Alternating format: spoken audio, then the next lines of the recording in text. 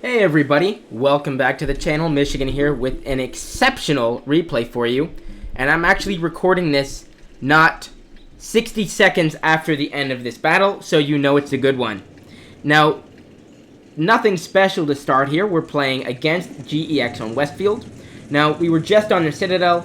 We lost, and so what we're trying to do is win this game quickly so we can get back and attack their Citadel, but if it comes down to it, we're just looking to win it. So that's kind of the setup here, since you don't see the rest of the advance. No, we've gone with a standard lineup, with one change. We have Hughes replacing Tequila, if you've seen him in some other battles, because Tequila disconnected, and Hughes does not have a Chieftain, so he's going to run his IS-7. And Hughes is going to be the star of this battle, as you'll see later on, showing that anybody can have an impact. And Hughes is most certainly going to do it in this battle, but we're going to come back to him later. So, for now, we're running our mediums up north, we're running our chieftains low side, we're going to have our stirve right up here at about Golf 0. Now, I'm going to swing a little bit right, I'm going to take a punt to that EBR, not going to get anything, and very standardly, that was an interesting shot, actually hitting the wrong CS, tracking him. Again, me running wide, trying to get shots on the EBR is going to cost me a little bit, but only 407, so could be worse. Now with Artie and Inspire up, I'm going to drop the Inspire, and I'm going to use the Artie to kick those guys off the corner so our mediums can get better shots on theirs. At this point, our main issue is that CS in the back. Now they drop Artie. Unfortunately, they neglect to drop it far enough, so actually we just push through it, helping our map position. Now if they do push, we won't be able to back up, but hopefully we'll have Chieftain support underneath.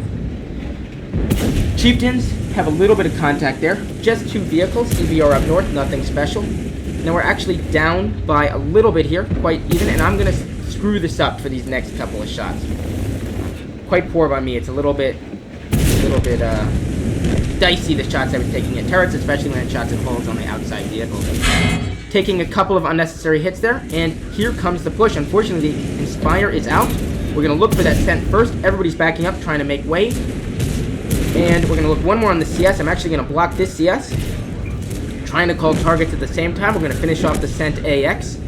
Now we're looking for the 110 CS. We're going to get him down to pretty much a one-shot. We have Heiselhoff over there in a 2v1. And I'm going to finish off that one-shot CS. Now, Dominator is actually still shooting the Chieftains.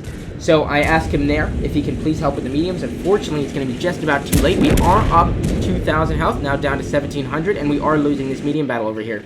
The Chieftains do have a 2v1. They took out two of the enemy Chieftains, so at that point I'm going to call them to go, go, go, because if they don't go now, the mediums are going to lose their battle and they're going to get shot in the side. So what we need to do is kill the tanks in front of us so that they can break contact and not get lit. Chase is doing a great job using his gun, nothing to spot right now, so he's going to assist with the Chieftains. I'm calling first on the right, 306. Unfortunately, one of the CSs is now going to take out Jafter.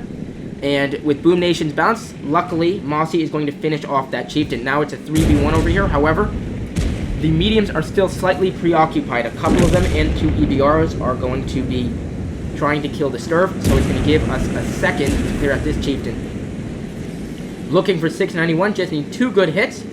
Callan's going to put one in, and Boom is going to finish him off. Now at this point, the Stirve is almost dead, so we're on borrowed time. What I'm asking the tanks to do now is to go clear out that 907. He's the next vehicle to get spotted. It looks like whoever is over here, Callan, isn't going to last much longer. And there we go. He is unfortunately dead. Now this puts us in a very interesting situation. We have two EBRs and a CS against our IS-7, who's on full health, our Chieftain, who's on mostly full health, and 5 kills, and a mostly full EBR. Now, it should be noted here at the time, I was kind of acting like we were on attack because it was still not 643. Now, for those who, not 643, 1243. For those who don't know, on the mark, the 43 mark, if the advance is not over already, it is then with whoever has captured more of the enemy's land, or if it's a draw.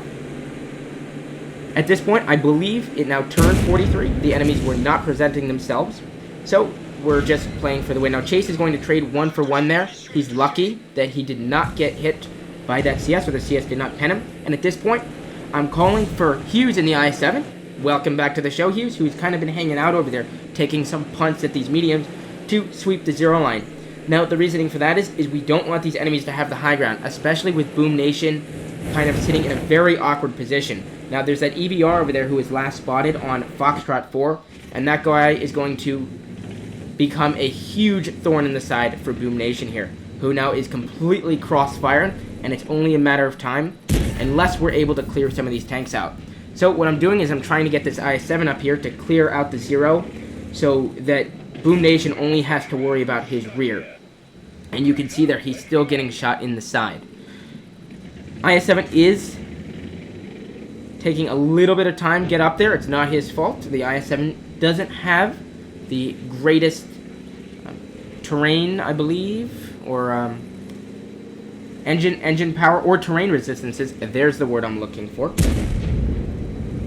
So it's going to take him a little bit. Now Boom is going to head up there. I'm going to ask him, please see if you can just cover from that side. He says he's getting shot from both sides. You know, sometimes I ask people to do impossible tasks I don't fully understand because I'm just looking at it from a mini-map perspective.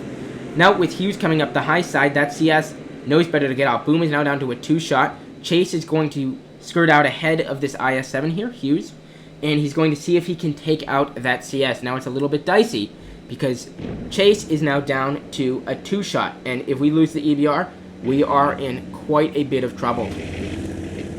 Hughes is going to hop up. He's going to take a hit for 410 there, about 20 extra, putting him at a 1-shot for those EBRs. He would have been a 1-shot anyway. However, that means that CS didn't have to get out of there. Now, hindsight is 2020. We could have waited for Hughes to get in there, and maybe Chase wouldn't have taken the hit, but we had no way of knowing that that CS wasn't just making a run for it. So at this point, I'm asking Hughes to please get on cap. What I should have done is just had Hughes stay up here. And you will see why later on in this battle. Not going to spoil any more than that. Boom Nation is still alive somehow. Huge props to him. I was badgering him a little bit in this map, trying, why aren't you alive, all sorts of things. Meanwhile, the poor guy's getting shot from 2 sides, and unfortunately, that EBR, one of the 2 remaining EBRs, is going to finish him off. So now we are up by 1,500 health. However, it's not as easy as it seems, because we rely on Chase at this point. And I'm saying that the only way that they can spot Hughes without Hughes spotting them is from the middle or potentially the K-line.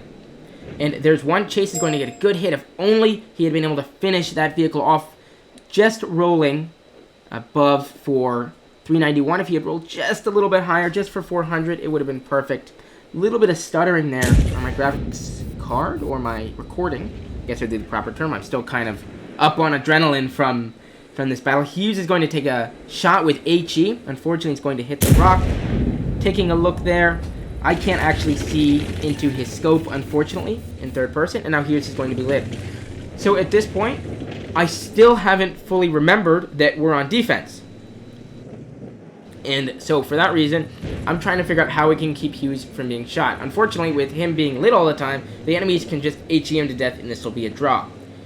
At some point, it's going to occur to me that a draw is a win for us, and Hughes can get HE'd all day. So I think I'm going to ask Chase to go up there and clear the EBR. However, somebody is going to click on, I think Hughes clicks on A5, and I don't know if Chase got confused or he decided to make his own decision. I usually let EBRs do what they want to do, but he is going to go for that EBR. And I think it's right about here where somebody says, we're on defense, we don't have to kill them. And Chase is going to turn around. Hughes is going to take a shot at that 415 EBR. And he's still running around up there. And Chase dies. So, now we're still up 2,000 health. But it's 2 one-shot EBRs against a basically full health IS-7. And all we need for Hughes to do is to hang out. Now, it should be noted that he had already used his repair kit, and the worst possible situation happens. You were moved. There goes his fuel tank, his ammo rack, his turret, his driver, his loader, and 1,300 hit points. The EBR shoots him in the side. Now he's down to 600 health. Getting stuck against the building there with his dead driver, still trying to scrape past this. We've got a million backseat drivers at this point. And Hughes, if I didn't apologize to you then, I do now. Because we should really let him play his game. Now, 50 seconds for the enemies to kill Hughes. Now, all it's going to take is one shot from each of those EBRs. And remember, Hughes' fuel tanks are damaged, so he could easily be set on fire again. Now, a shot comes in from the side. 35 seconds left. He's using these buildings, trying to keep line of contact. His turret's busted. He can't finish that EBR off. The EBR is going to bounce off of the side of the EBR. His turret's stuck around. He's trying to look. Here comes an EBR. He swings around. He manages to kill that EBR, bringing this guy down to a one-shot now with that shot from the EBR. 15 seconds. That EBR is going to get another shot. Hughes is not. Remember, he has a dead loader and a busted ammo rack. He's got about a 20-second reload. That EBR has got one more shot to go. 11 seconds. Is he going to get it? Hughes is trying to face him using the best armor. The EBR is going to bounce off of Hughes, and Hughes is going to win this game for our team, as you can see the victory screen popping up there. Nice job, Hughes. Great work against that. And let's watch that one more time, I guess, as I need a screenshot. You can see all the clicks. Wow, okay, that's odd. Fantastic job. What a clutch. That was definitely the game of the night. Hughes there one more time, because why not?